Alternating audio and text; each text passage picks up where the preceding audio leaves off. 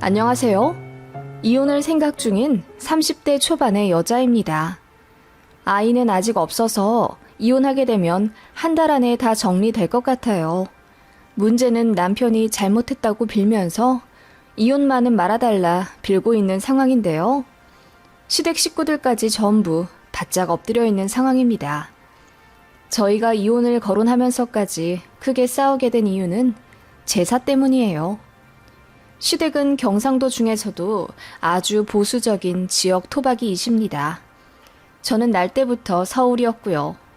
남편이랑은 회사 다니면서 만났어요. 사내 직장은 아니지만 같은 계열 직원입니다. 사실 제가 그 전에 결혼을 전제로 만나던 사람이 있었는데 그 전 남친의 부모님이 사업하신다고 일을 크게 내셔서 빚이 25억이 넘는다고 하더라고요. 그거 알고 나니 저는 평생 시댁 빚 갚으며 가난하게 살아야겠구나 싶더라고요. 도저히 이혼할 수가 없어서 사람은 괜찮았지만 헤어졌습니다. 그런 일이 있고 나니 자연스럽게 재정적인 상황도 보게 되더라고요. 지금 남편은 엄청 부자는 아니지만 그래도 부모님이 30평대 자가 아파트에 살고 계시고 아버님은 공무원 퇴직 중이셔서 안정적으로 연금 받으며 생활하신다고 하더라고요. 돈 보고 결혼했으면 더 좋은 조건 찾아보려 했겠지만 제 딴에는 이 정도면 살면서 돈에 허덕이진 않겠구나 싶은 거예요. 게다가 남편도 회사에서 성실하기로 유명하고 저에게도 참 잘해줬습니다. 둘 다 나이도 찼고 연애를 가볍게 할 분위기는 아니라 자연스레 결혼으로 이어진 거고 그렇게 식을 올렸습니다. 그냥 모든 것이 저희 부부가 할 수 있는 가장 보통의 수준이었어요. 양가에서 3천만 원씩 지원받고 서로 적당히 모은 돈과 적당히 대출받은 것으로 경기도 20평대 신축 빌라에서 신혼을 시작했고 예물 예단도 적당히 결혼식과 신혼여행도 그냥 적당한 수준에서 다 해결했습니다. 솔직히 말해 시댁이 걱정스러운 점이 있긴 했습니다. 시어머니가 굉장히 아들 거리셨고 제가 결혼하면 꼭 손자를 낳아주면 좋겠다고 신신당부를 하셨어요. 게다가 시댁은 시할머니도 가까이 모시는 상황인데 이래저래 시어머니가 시할머니와 가족들에게 매여 사는 것이 보였습니다.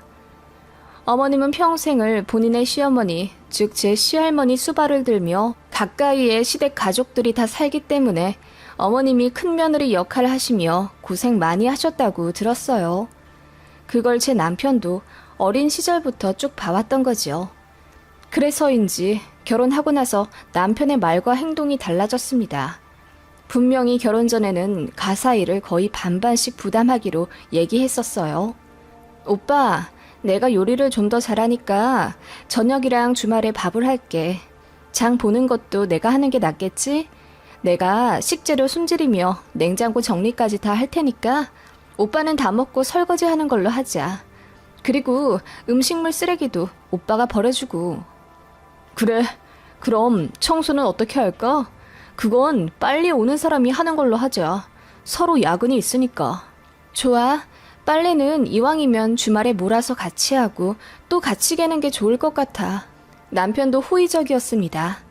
게다가 저희는 거의 반반 결혼을 했고 서로의 스펙이나 월급도 크게 차이가 나지 않는 부부입니다. 그게 조건은 아니지만 어쨌든 부부라면 서로 배려하며 살아야 한다고 생각했지요. 저는 결혼하고 나서 매일 요리 강의를 들었고 틈날 때마다 친정 엄마께 전화해서 음식하는 방법을 물어봤습니다. 관심사가 요리였고 집안 살림하는 것도 열심히 공부했어요. 그런데 남편은 모든 것에 심드렁 하더라고요. 결혼 전엔 앞으로 우리가 갖고 나가야 할 가정에 대한 열의가 있었는데 식 올리고 나니 긴장이 풀렸다면서 핸드폰으로 게임만 하고 소파에 드러 누워있고 그랬어요. 그리고 신혼여행 다녀와서 회사에 밀린 업무가 많아졌다며 퇴근도 늦어지고 그러더군요. 솔직히 저도 같은 상황이었지만 남편이 힘들다고 하길래 이해해줬습니다. 그래서 결혼식 올리고 나서 거의 제가 저녁밥을 지어 늦게 들어오는 남편을 위해 상을 차려줬고 제가 퇴근이 좀 더 빠른 만큼 청소며 집안일도 다 했습니다. 남편은 집에 와서 자기 먹은 설거지만 딱 하고 씻고 눕더라고요. 제가 옷을 개도 개의치 않아 하며 계속 스마트폰만 보고 있었고요. 그래서 같이 좀 개자고 하니 이러더군요. 주말에 빨래하고 개기로 했잖아. 자기가 당장 입으로 필요해서 빨래한 것 아니었어?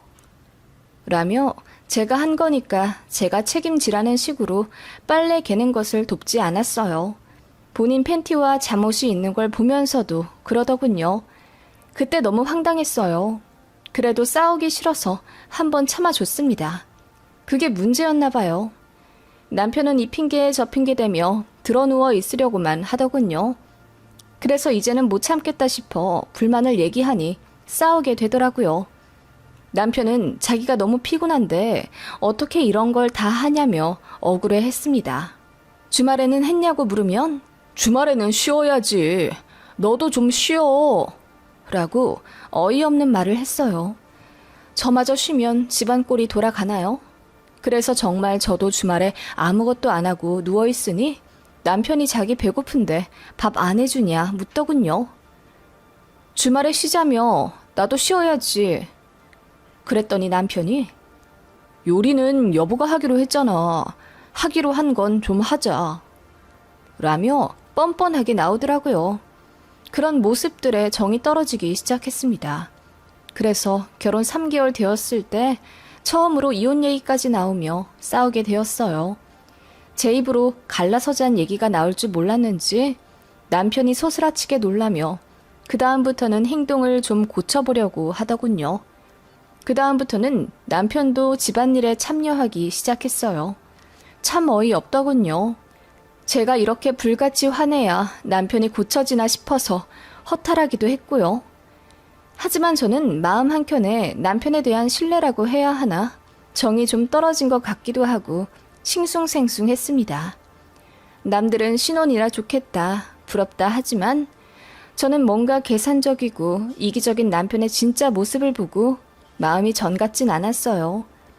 게다가 시어머니는 왜 그렇게 자주 전화를 하시는지 제가 회사에 있을 때도 전화를 그렇게 하십니다. 제가 회의 중이거나 당장 급하게 해야 할 업무가 있어 전화를 받지 못할 때면 받을 때까지 부재중을 남기세요.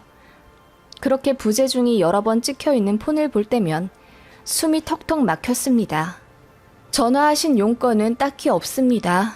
그냥 시할머니 건강 문제나 시부모님 영양제 좀 구매해달라는 요청, 시댁 창고 전등이 나갔는데 다음 달 올 때 사가지고 와달라는 시시콜콜한 부탁까지요. 그리고 전화 끝에는 꼭 안부 전화 좀 해라. 그리고 아이는 언제 가질 거니? 빨리 아들 가져서 내려오너라. 라고 하셨어요. 너무 스트레스더라고요. 안부 전화를 안 한 것도 아니고 결혼하고 나서 한 달에 한두 번은 했는데 그게 그렇게도 모자라다 싶으신 건지 어머님은 저랑 일주일에 서너 번은 통화하려 하셨습니다.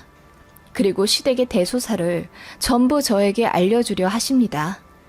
시댁 가족들 생일이며 누가 입원했다, 누가 아프다 이런 것까지 전부 저에게 알려주시며 제가 챙기길 바라셨어요. 제 남편은 장인어른 장모님께 당연히 전화 한 번 한 적 없고 제 친정일에 관심조차 두려하지 않았어요. 저희 부모님도 미주알 고주알 저한테까지 이야기하시지 않고요. 여튼 이렇게 되니 행복하려고 한 결혼이 너무 스트레스로 다가온다는 느낌을 받았습니다. 결정적으로 저를 힘들게 했던 문제는 바로 제사였습니다. 시댁은 제사가 5번 있습니다. 거의 명절에는 당연히 하고 여름과 가을쯤에 몰려 있어요. 시어머니는 저 결혼할 때 제사는 신경 쓰지 마라. 우리 집까지 4시간이 걸리는데 어떻게 매번 네가 올 수 있겠니? 나중에 나 늙으면 그때 가져가든지 하고 당장은 신경 쓸 것 없다. 라고 하셨습니다. 그런데 막상 제사 시즌이 오니 어머님이 은근히 제가 오길 바라시는 것 같더라고요. 첫 제사잖니. 올해 제사는 네가 좀 왔으면 좋겠구나. 라고 하셨습니다. 그래서 제가 그 5번은 다 갈 수 없고 그럼 첫 제사만 휴가 써 내려가겠다고 했습니다. 그랬더니 좋아하시더군요.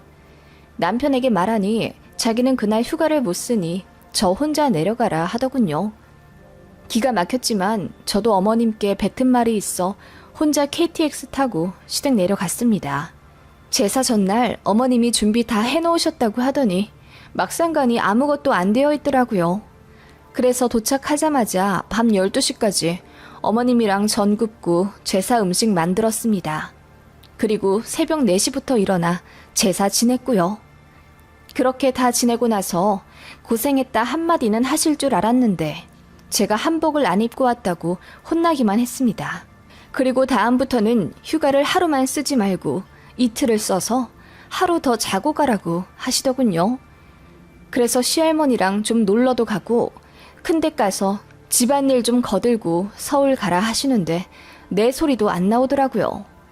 그냥 대충 둘러대고 서울 다시 올라오는데 남편에게 연락해 어머님이 이러이러한 말씀을 하셨다. 너무 힘들다고 하소연했습니다.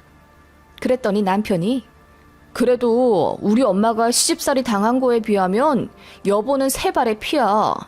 우리 엄마 얼마나 고생했는지 여보도 알잖아. 그래도 엄마가 마음이 넓어서 며느리 많이 사랑해주려고 노력하시는 거야. 자기도 며느리가 됐으니 어느 정도는 각오해야지. 그치? 라며 고생했으니 서울역에 데리러 가주겠다. 거기 차 막혀서 싫어하는 동네인데 마누라가 고생했으니 자기가 큰맘 먹고 데리러 가주는 거다. 어쩌고 저쩌고 하면서 생색내더군요. 그렇게 저를 데리러 와서는 고생했어. 자기 힘들었을 것 같아서 내가 청소 다 해놨어. 라고 하더군요. 어떻게 해놨나 봤더니 그냥 청소기만 밀었더라고요. 자기가 먹다 남은 컵이며 과자 쓰레기 같은 건 다 여기저기 널려 있고요.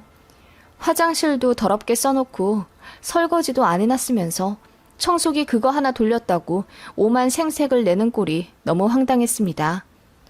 그래서 나는 회사 일도 제쳐두고 당신 집 가서 1박 2일 동안 개고생을 하다 왔는데 당신은 고작 청소기 하나 돌렸다고 이렇게 생색 내는 거냐고 따져 물으니 얼굴이 새빨개지며 당황하더라고요.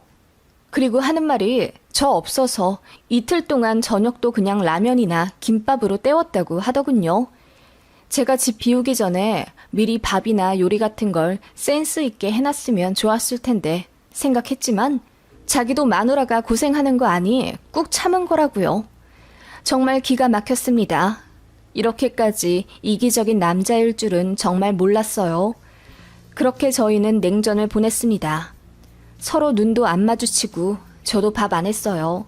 제 빨래만 돌리고 밥은 밖에서 혼자 먹고 들어오든지 했습니다. 남편도 화가 나는지 나중에는 아예 밖에서 밥을 먹고 들어오더군요. 그리고 제 빨래만 해서 제 옷만 입고 제 수건 챙겨 들어가니 남편이 불편한지 나중에는 욕실에서 큰 소리로 한숨 쉬더군요. 그런 와중에 시어머니의 제사 호출이 한 번 더 왔습니다. 저번에 한 번 왔다 간 걸로는 어른들 앞에서 부끄러우니 이번에 제대로 한복 차려입고 내려오라더군요. 그리고 휴가를 이틀 쓰래요. 제사 다음 날 저랑 시외가 산소에 가자면서요. 제가 어이가 없어서 휴가를 그렇게 자주 못 쓴다고 말씀드렸더니 여자가 회사에서 무슨 큰일을 한다고. 여자는 집안일이 우선이지. 라고 하시더군요. 그럴 수 없다고 재차 말씀드린 후 회사 일 때문에 바빠 끝난다고 했습니다. 그랬더니 어머님이 화가 나셨는지 제 남편에게 전화 걸어 며느리가 말도 없이 먼저 전화를 끊었다고 하소연하셨나 보더라고요. 남편이 그날 저녁에 집에 와서 얘기 좀 하자고 하더니 저 붙잡아두고 며느리 도리에 대해 운운하더군요. 우리 엄마는 결혼하고 나서 집안일에 육아에 시댁 어른들 수발까지 다 들었어. 제사도 당연히 다 도맡아 하셨고 자기도 큰 며느리인 거 몰라? 제사가 그렇게 싫으면 장남이랑 결혼하지 말지. 그리고 이번 연도만 좀 고생하라는 거잖아. 내년부턴 어차피 제사 안 부르신다니까 전화만 드리라고. 남편이 소리를 치며 저에게 너무하다고 하더군요. 그리고 자기랑 사이 안 좋은 걸로 감히 시어머니한테 풀었다면서 당장 전화드려 사과드리라더군요. 제가 그렇게는 못한다고 했더니 그놈의 제사 때문에 이렇게 고집 부리냐며 따지더군요. 그래, 제사 참석하지 마. 신경 쓰지도 말고. 대신 나도 장남으로서 우리 엄마한테 면목이 없으니 어떻게든 해결은 해야겠네. 장모님한테 말씀드리려고. 당신이 시댁 제사 안 가고 며느리 도리도 안 하려 하니 장모님께서 책임 좀 져달라고 해야겠다. 그러면 전이라도 몇 장 붙여서 보내주시겠지. 뭐라고? 당신 제정신이야? 우리 엄마한테 당신네 집 제사 음식을 해달라고 할 거라고? 누가 진짜 해달래?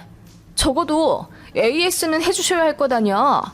시집 보낸 딸이 제대로 도리를 안 하고 살고 있으면. 남편은 그렇게 이야기하더군요.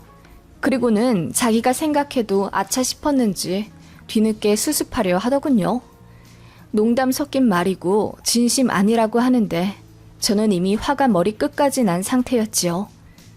그래? 그럼 당신 어머니도 장가 보낸 아들 AS 제대로 해주셔야겠네. 내가 지금 말씀드릴게. 저는 곧바로 전화를 걸어 시어머니에게 전화했습니다. 허옇게 질린 남편의 얼굴을 보며 무표정한 얼굴로 어머님께 말씀드렸죠. 어머님, 드릴 말씀이 있어요.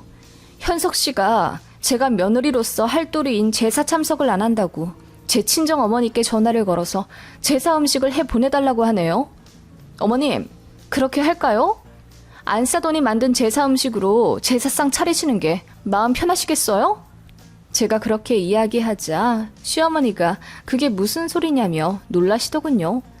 저는 모든 일을 차근차근 다 말했습니다.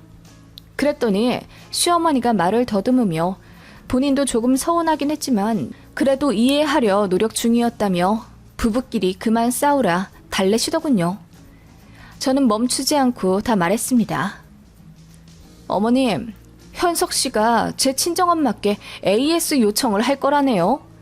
저도 손해를 단단히 보고 결혼한 터라 누구에게 책임을 지우고 싶었는데 마침 잘 됐지 뭐예요. 어머님, 이 사람 뭘 믿고 그러는지 모르겠는데 돈은 같이 벌고 집이든 생활비든 다 똑같이 내게 하면서 정작 본인은 집안에서 누워있기 바쁘네요. 저는 결혼하고 나서 주부 습진이 생겨버렸고요. 이 사람은 살이 포동포동하니 얼굴빛이 좋아졌는데 저는 오히려 잿빛이라 사람들이 집안에 우환 있냐고 놀리네요. 여보, 그만해. 왜 이런 일을 우리 엄마한테까지. 당신이나 그만해. 나 어머님이랑 통화하는 거 안 보여? 제가 소리를 지르자 남편이 얼어버리더군요. 이래나 저래나 저는 지금 결혼 반년 동안 극심한 체력적 손해와 정신적 피해만 본 상황인데요. 어머님이 책임지고 이 사람 좀 정상적인 남자로 만들어주실 수 있을까요? 보증기간 남아있다면 딱 일주일 드리겠습니다. 그 안에 해결 안 되면 반품할게요.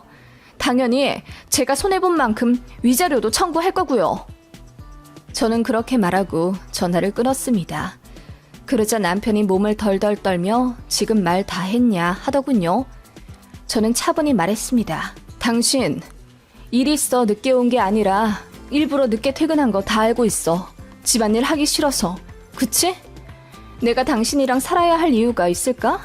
나는 아들을 입양한 것도 아니고 남의 집 종살이를 하려고 결혼한 것도 아니야.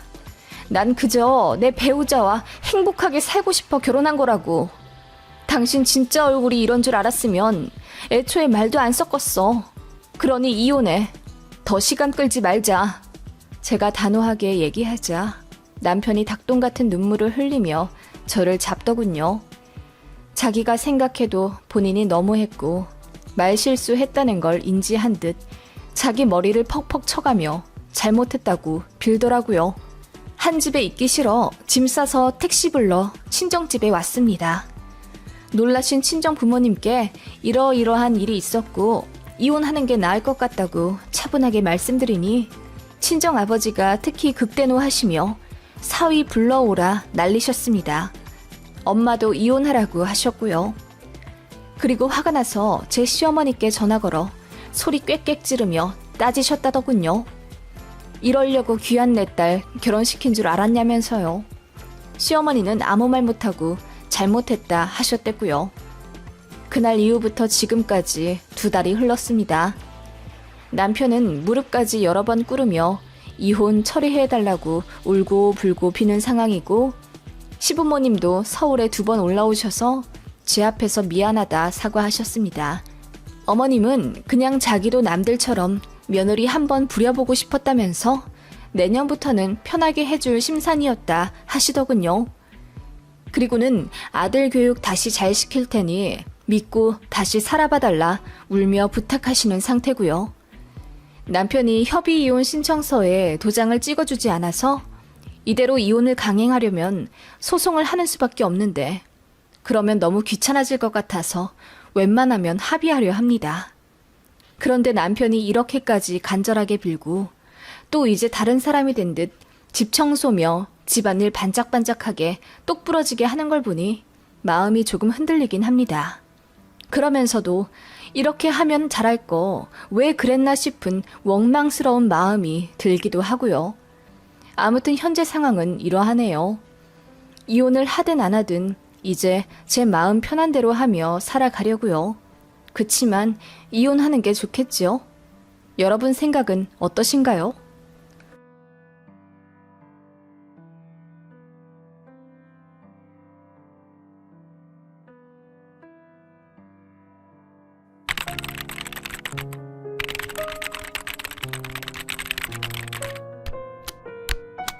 안녕하세요.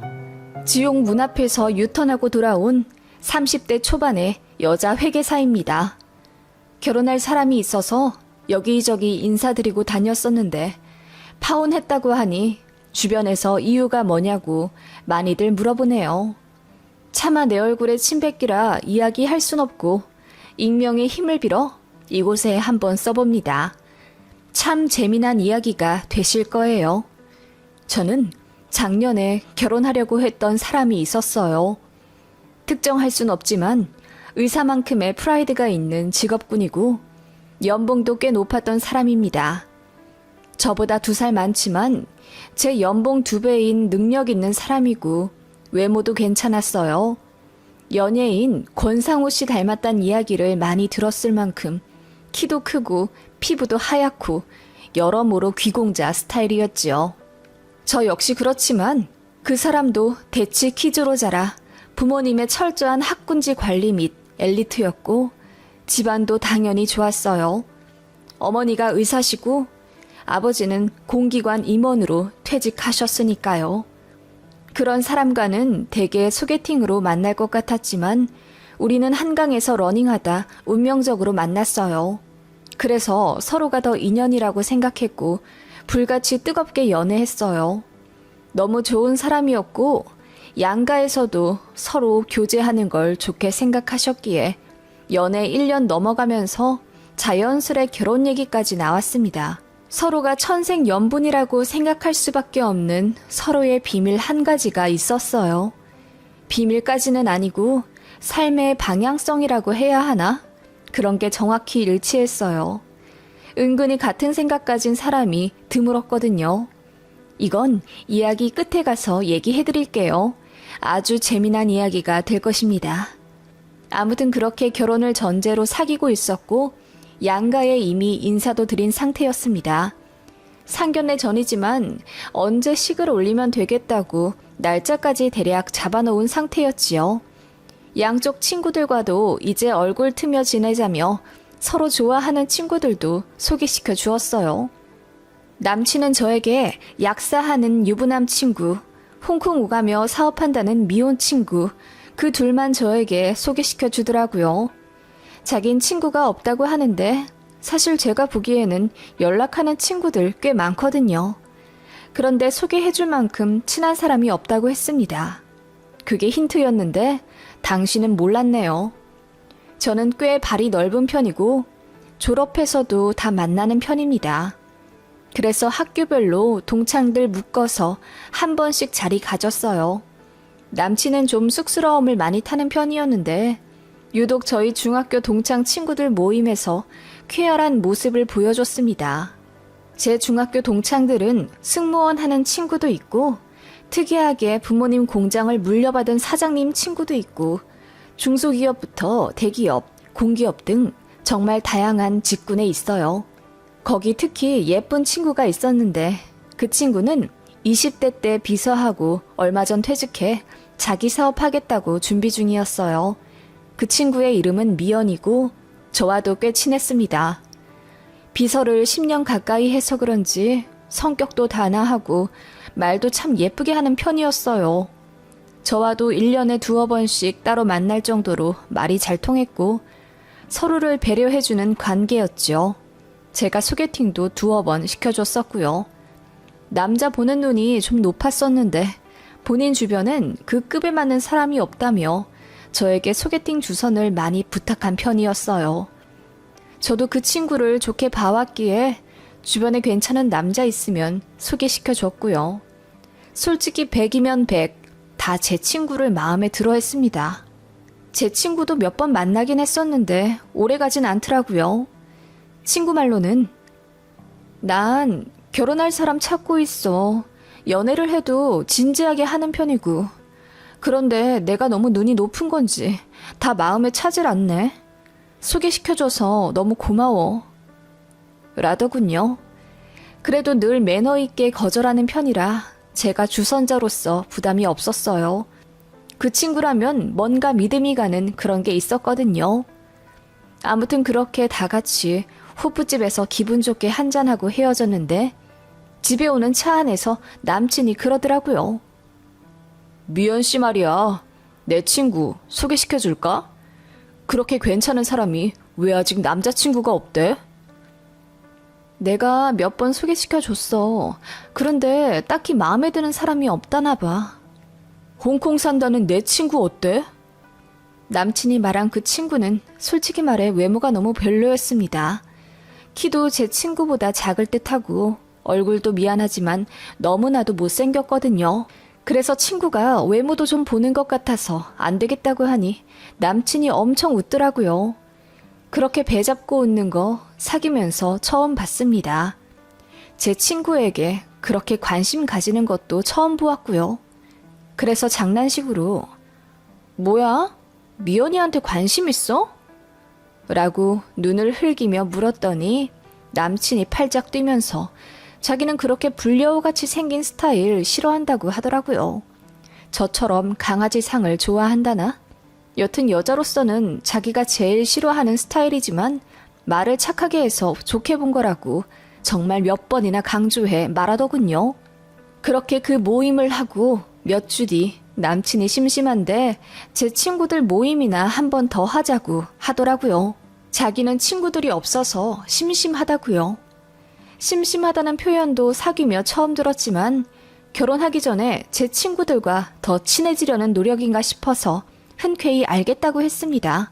남친은 제 중학교 동창 친구들이 다 다양해서 재미가 있다며 그 친구들이랑 모임을 한 번 더 갖자고 하더군요. 이번에는 자기가 거하게 쏠 거라며 루프탑 바도 예약했어요. 뭐 제 친구들 앞에서 그렇게 쏘는 거 제 어깨도 올라가고 좋긴 했습니다. 그렇게 그날 모임을 또 가졌지요. 그런데 조금 이상한 점이 보이기 시작했어요.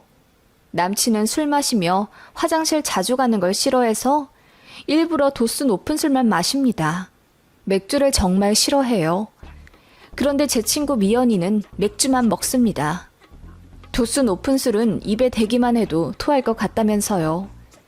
제 남친은 보통 술자리에서 주종 같은 사람이랑 가까이 앉는 게 좋다면서 회식을 하든 모임을 갖든 꼭 자기처럼 소주나 양주 먹는 사람들 옆에 앉아요. 그런데 그날은 웬일로 미연이가 옆에 있어도 가만히 있더라고요. 그리고 제 친구 미연이가 맥주를 권하는데 사양 않고 벌컥벌컥 마시는 거예요. 자기 맥주 싫어하잖아. 오늘은 웬일로 맥주를 잘 먹네? 오늘은 좀 땡기네. 더운 날씨잖아. 남친이 살짝 얼굴이 빨개지며 얘기하더군요. 뭐 저도 그날 술이 취해서 기분 좋게 친구들과 수다 떨고 있었습니다.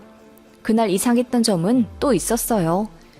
그날따라 남친과 제 친구 미연이가 유독 화장실에 자주 갔었다는 점입니다. 그날 3시간 정도 시간을 같이 했는데 그 시간 동안 8번은 좋게 가지 않았나 싶을 정도로 둘이 자리에 없을 때가 종종 있었어요. 그래도 모임은 즐거웠기에 별 신경은 안 썼습니다. 모임 이후 남친은 카톡이나 전화상으로 항상 미연이 욕을 했어요. 너무 말라서 별로라던가 남자 보는 눈이 너무 높은 것 같아서 꼴불견이라고 하질 않나. 원래 사람 자체에 크게 관심 없던 사람이 그렇게 미연이 얘기를 하더군요. 그런데 전부 험담이었습니다. 지금 생각하면 그게 관심이었음을 당시엔 몰랐던 것 같아요. 아무튼 그러면서도 저와 남친은 진지하게 결혼 이야기 계속했습니다.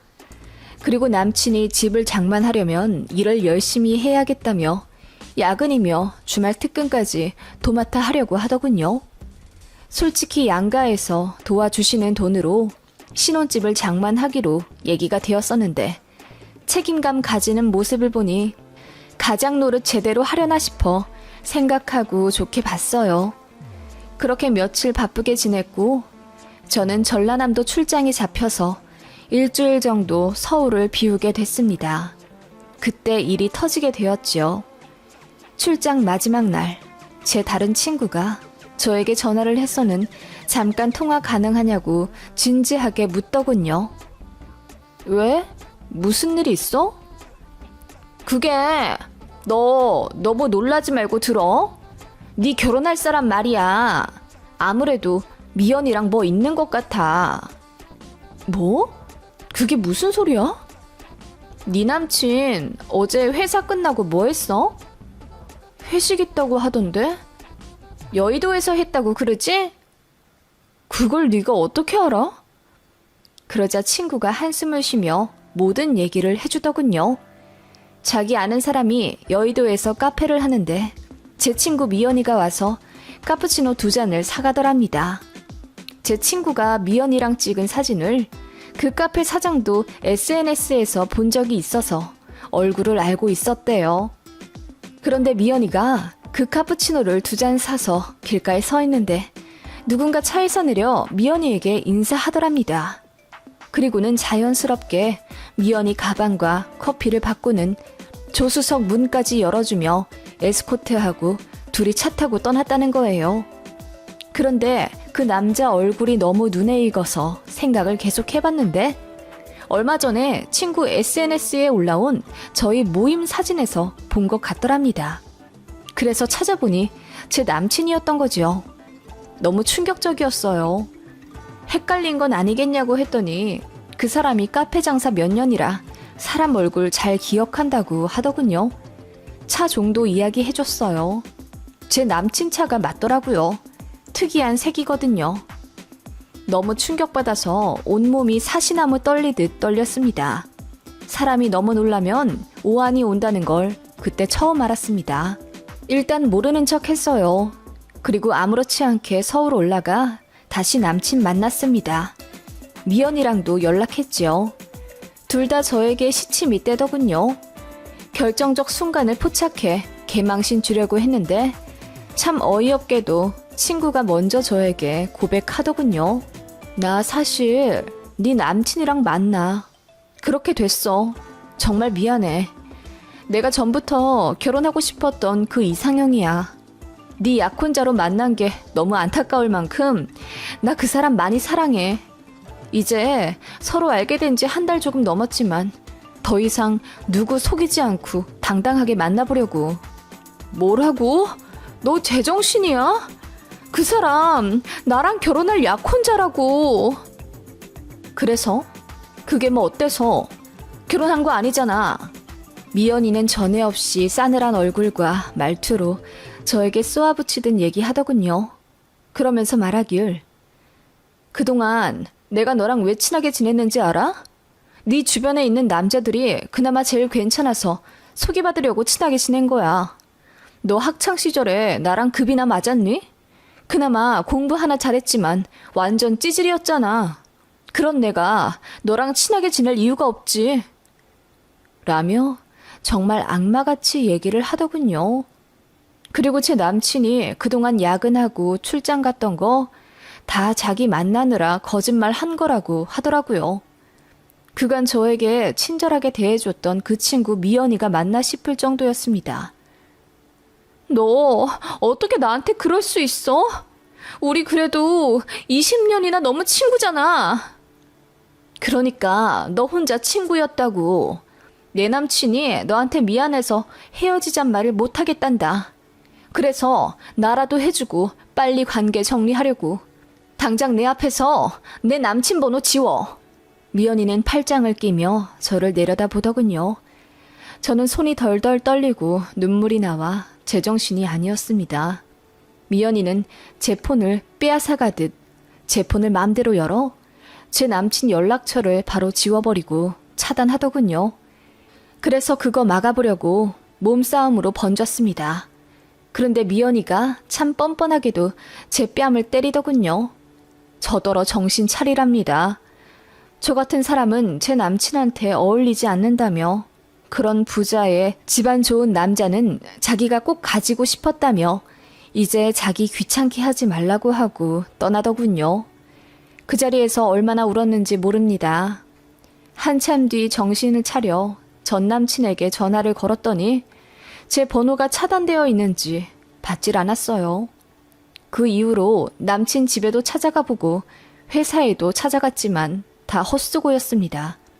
잡으려고 가는 게 아니었어요. 그래도 결혼 이야기까지 주고받을 만큼 진지하게 교제한 사이인데 이런 식으로 끝내는 건 저에 대한 예의가 아니라고 생각했습니다. 그래서 꼭 사과받고 싶었어요. 사과만 받으면 좋게 잊으려 했습니다. 그런데 그놈 절대 얼굴 한번 안 보여주더군요. 제 부모님도 가슴 아파하며 그냥 똥 밟았다 생각하고 결혼하기 전에 알아서 다행이라고 절 위로해 주셨습니다. 엄마는 뒤로 몰래 우셨고요. 그렇게 되니 저는 가슴속에 분노가 활화산처럼 타올랐습니다. 제가 친구들에게 이야기하니 모두가 그년 그럴 줄 알았다면서 그동안 뒤로 호박씨 같던 이야기를 해주더군요. 앞에선 공부 안 한다고 하면서 새벽 3시까지 불 켜놓고 공부하던 옛날 일부터 친구 남친 뺏었던 2번의 전적 등 온갖 험담으로 제 마음을 달래주려 하더라고요. 그 어떤 것도 위로되지 않았습니다. 그렇게 결혼할 사람과 어이없이 끝내게 되었지요. 그렇게 몇 주 지났을까? 제 전남친의 어머니로부터 연락이 왔습니다. 한번 만나자고 하더군요. 얘기 못 들으셨냐고 저희 헤어졌다고 울부짖으며 이야기하니 다 안다며 사과하고 싶으니 만나자 하셨습니다. 그렇게 카페에서 만난 전남친 어머니는 찬물을 들이키며 아니, 너랑 결혼한다고 하던 애가 갑자기 어디서 되도 않는 여자를 데리고 와서 결혼 허락해달라고 쪼르잖아.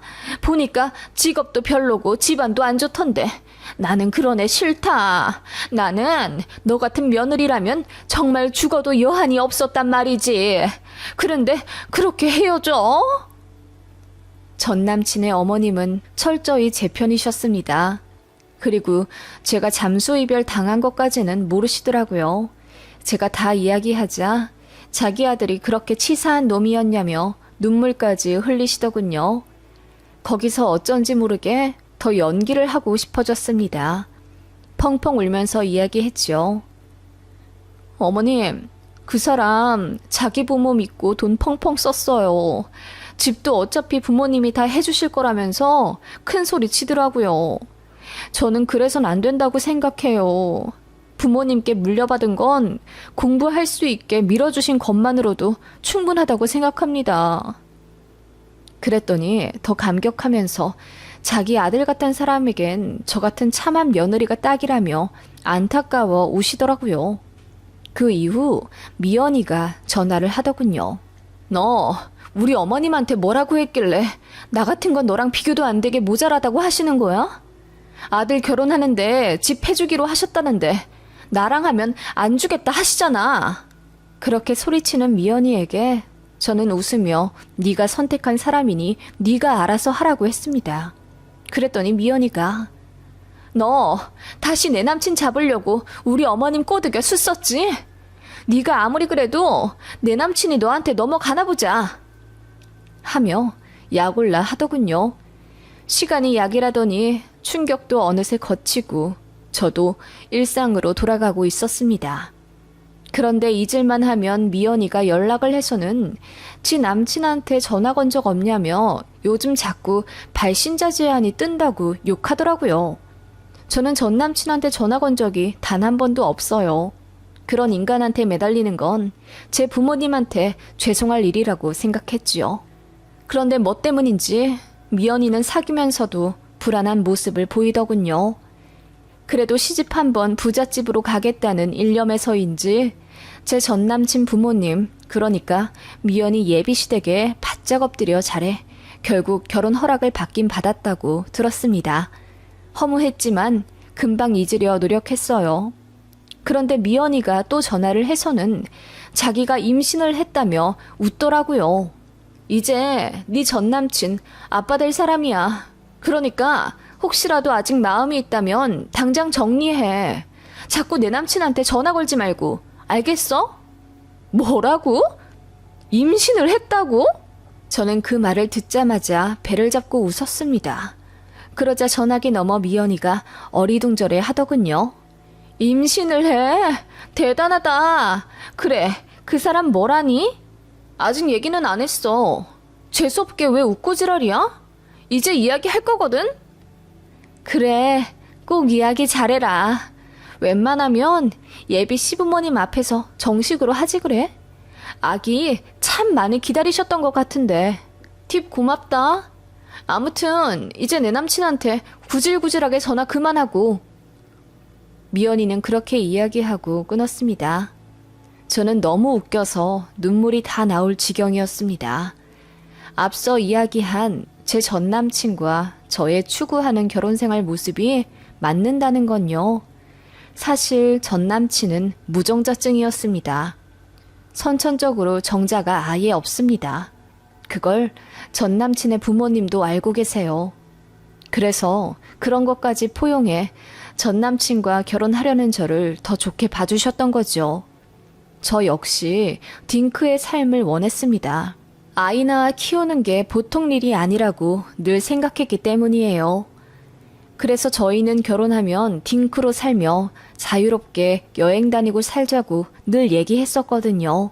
그런 전남친이 아빠가 된다고요?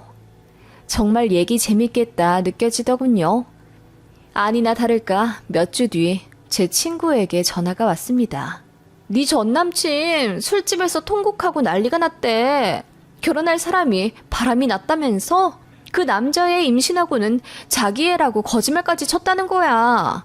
그래서 그 애가 네 앤지 다른 사람 앤지 어떻게 아냐니까 그냥 자기는 안다면서 입 다물고 울기만 하던데? 저는 그 얘기를 듣자마자 웃음이 터져나왔지요. 사실 내 전남친 무정자증이야. 나 그거 알고 결혼하려고 했던 거고. 제 말에 친구가 경악하더군요. 그리고는 얘기해주길 미연이가 산부인과 진단서 들고 예비 시부모님과 남친 모두 있는 자리에서 서프라이즈 하듯 임신 소식을 공개했다네요. 아기 기다린다고 알고 있는 예비 시모가 당연히 좋아할 줄 알았는데 표정이 완전 썩어 있더랍니다. 남친이랑 예비 시부는 얼굴이 터질 듯이 시뻘개져 있고요. 그리고 주변에 사람이 있든 없든 상관없이 소리를 지르며 당장 꺼지라고 했다더군요. 심지어 미연이는 제 전남친에게 뺨까지 맞았답니다. 그런데 더 웃긴 사실은 제 전남친이 그 와중에 또 바람을 피우고 있었다더군요. 매일 발신자 제안으로 전화 오는 게 사실 그 바람녀였던 거죠. 전남친은 그게 저라고 둘러댔던 거였고요. 그렇게 둘은 완전 파탄이 났습니다. 저는 제 전남친을 아는 사람들에게 그가 무정자증인 걸 소문냈고 미연이 역시 다른 남자애를 임신했으면서 사기 결혼하려 했다는 걸 동창들에게 모두 소문냈습니다. 두 사람 완전 나락같지요. 전남친 새끼는 얼굴 못 들고 다녀 이제 이직할 거라 하더군요.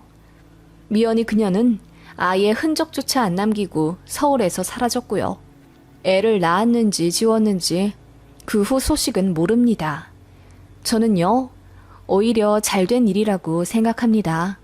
이번 일로 남자 가려 사귀어야 한다는 걸 제대로 알았고 또 친구도 가지치기 했습니다. 전화위복이라는 게 이럴 때 쓰는 말인가 봐요.